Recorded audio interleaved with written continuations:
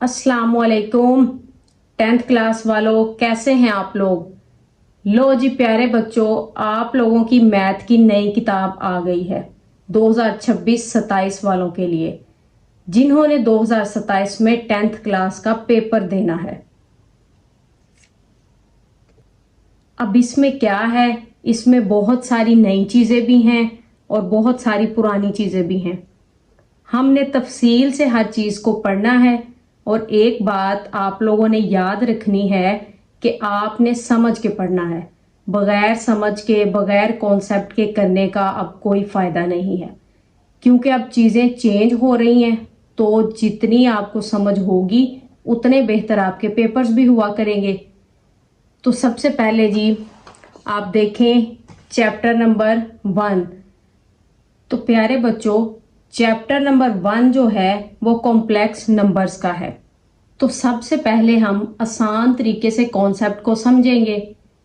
तो इसमें पहला चैप्टर जो कॉम्प्लेक्स नंबर्स का है, उसको हमने थोड़ा सा देखना है कि उसमें क्या हो रहा है। अब देखें, ये चीजें आपने पहले समझी हुई हैं, उसी को जरा जहन के अंदर लाएं। तो आप लोगों को याद होगा नंबर्स होते थे गिनती, यानी कि आम गिनती। आप लोगों ने देखा होगा जब हम इस तरह 1 2 3 लिखते हैं तो आप इन नंबर्स को क्या कहते हैं, ये कौन से नंबर्स होते हैं। इन नंबर्स को हम कहते हैं ये नेचुरल नंबर्स हैं, यानी कि कुदरती अदाद जो कि कुदरती तौर पर मौजूद होते हैं। तो इसी तरह अगर हम इन नंबर्स के साथ ज़ीरो को भी ऐड कर दें, तो जब ज़ीरो को भी ऐड करेंगे तो ये कौन से नंबर बन जाएंगे, ये बनेंगे होल नंबर्स। और अगर हम इसी तरह इसके साथ ही माइनस वाले नंबर्स ऐड कर लें कुछ इस तरह, तो फिर हम कहते हैं जी ये जेड वाले नंबर्स हैं, जिन्हें हम इंटीजर्स कहते हैं। तो इसके बाद बारी आती है रैशनल और इरेशनल नंबर्स की। तो रैशनल नंबर्स तो वो होते हैं जो ओवर में यानी बटे में लिखे जाते हैं। जैसे कि ये 1 और 2 है तो इसके दरमियान में कहीं 0.5 भी आता होगा, तो उसको अगर हम पॉइंट ख़त्म करके लिखें कुछ इस तरह, तो फिर ये बनेगा 5/10। तो वो नंबर यानी कि जो बटे में लिखे जा सकते हैं उन्हें हम कहते हैं ये रैशनल नंबर्स हैं। यानी कि जो तमाम नंबर्स हैं, गिनती है, जिनसे हमारा वास्ता पड़ता है, वो सारे हम इनको डिफाइन कर रहे होते हैं कि क्या क्या आ गया, कौन सा नंबर है। नेचुरल नंबर आ गए, होल नंबर, इंटीजर्स या क्यू वाले आ गए। क्यू वाले जो है वो रैशनल नंबर होते हैं और क्यू डैश वाले जो कि इरेशनल होते हैं। ये सारे नंबर आपने 9th क्लास में तफसील से पढ़े हुए हैं। तो अब इन सारे नंबर्स को मिला के हम कहते थे कि ये सारे जो हैं ये रियल नंबर्स हैं। तो प्यारे बच्चों, रियल नंबर्स की डेफिनेशन हमने पढ़ी थी, जिसमें हम रैशनल्स और इरेशनल सारे नंबर्स को जो है वो इकट्ठा कर लेते हैं। यानी कि हमारा जो है वो रोज़ की ज़िंदगी में जितने भी नंबर से वास्ता पड़ता है वो सारे रियल नंबर्स हैं। हर चीज़ उसमें कवर हो जाती है, लेकिन कुछ स्पेशल चीज़ें हैं, यानी मैथ करते हुए हम कहीं ना कहीं फंस जाते हैं और उस चीज़ से निकलने के लिए हमने कुछ और काम किया हुआ है। अब उस तरफ आए कि क्या होता है वहाँ पे। तो बच्चों, आपके सामने एक सवाल लिखा हुआ है, इसको सॉल्व करते हैं। अब इस एक्स स्क्वायर के साथ 1 जो है वो माइनस हो रहा है, तो इसे हम दूसरी तरफ भेज देंगे इक्वल के, तो वहां पे जाके ये प्लस हो जाएगा। और उसके बाद हम अगर इस वेरिएबल का स्क्वायर ख़त्म करना चाहते हैं तो हम दोनों तरफ स्क्वायर रूट लेंगे, तो यहाँ पे स्क्वायर और स्क्वायर रूट कैंसिल हो जाएगा। तो इधर आएगा इस साइड पे +-1।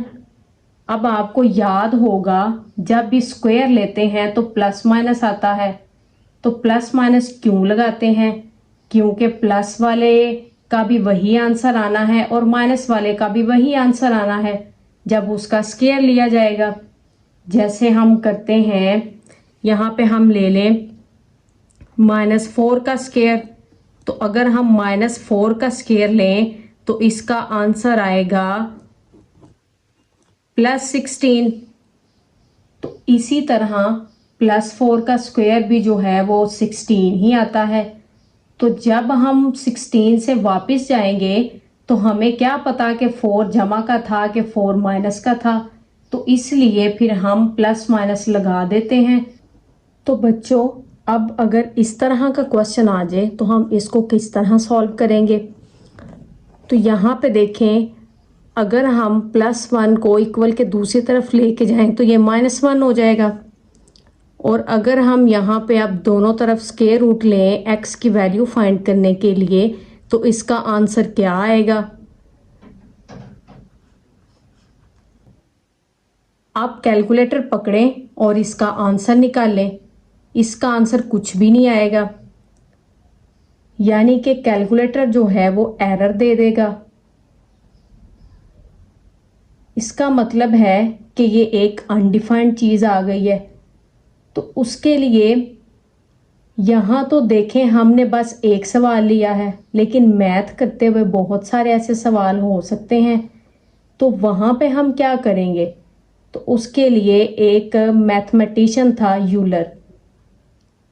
उसने बताया था कि ये जो -1 का स्क्वायर रूट होता है उसको आप एक नई चीज़ बना दें, यानी कि आयोटा, IOTA, आयोटा। तो इसको हमने डिफाइन किया है, फर्ज किया है कि अगर -1 का स्क्वायर रूट आ जाए तो ये वाली सिचुएशन हो तो हमारे पास हमने इसको आयोटा का नाम दे देना है। अब देखें, आयोटा तो हमने डिफाइन कर लिया है कि वो -1 के स्क्वायर रूट के बराबर है, इस तरह। अब यहाँ से एक और चीज़ बन जाती है कि अगर हम इसका स्क्वायर लें तो फिर जब हम दोनों तरफ स्क्वायर लें तो आयोटा स्क्वायर की जो वैल्यू है वो -1 के इक्वल आ जाएगी। तो अब ये बड़ी मज़े की चीज़ है। हमारी जो एक्सरसाइज 1.1 है उसके सवाल हैं, और उन सवालों के अंदर जो है ये आयोटा और आयोटा स्क्वायर की वैल्यू यूज़ होगी। तो इसी तरह हम एक छोटी सी एग्जांपल लेते हैं और उसको सॉल्व करते हैं। जैसे कि हमारे पास सवाल आ जाए आयोटा की पावर 7 और हमने इसको सिंप्लीफाई करना हो, तो हम इसको कैसे सिंप्लीफाई करेंगे।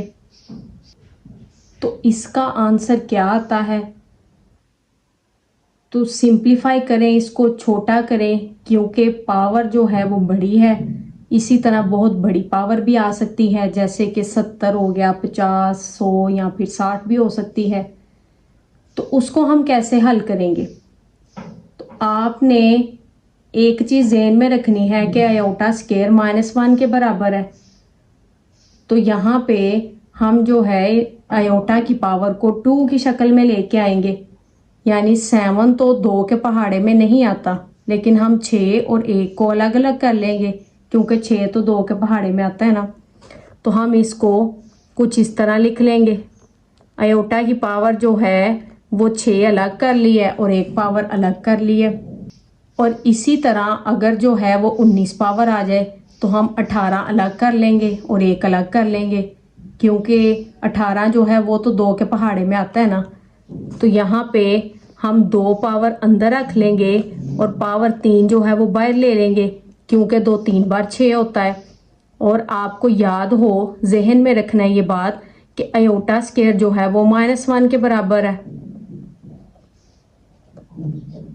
इसलिए आयोटा स्क्वायर जो है उसकी जगह पे हम -1 लगा देंगे, इसकी पावर 3, और ये आयोटा जो है ऐसे ही साथ चलेगा। -1 की पावर 3 है, तो आप कैलकुलेटर पे इसका आंसर निकाल लें। इसका आंसर आएगा -1। तो जब -1 आयोटा के साथ मल्टीप्लाई होगा तो ये जवाब देगा माइनस आयोटा। तो प्यारे बच्चों, इसी तरह के सवाल आपकी एक्सरसाइज 1.1 में भी हैं। तो आप लोगों ने ये वीडियो कंप्लीट देखनी है।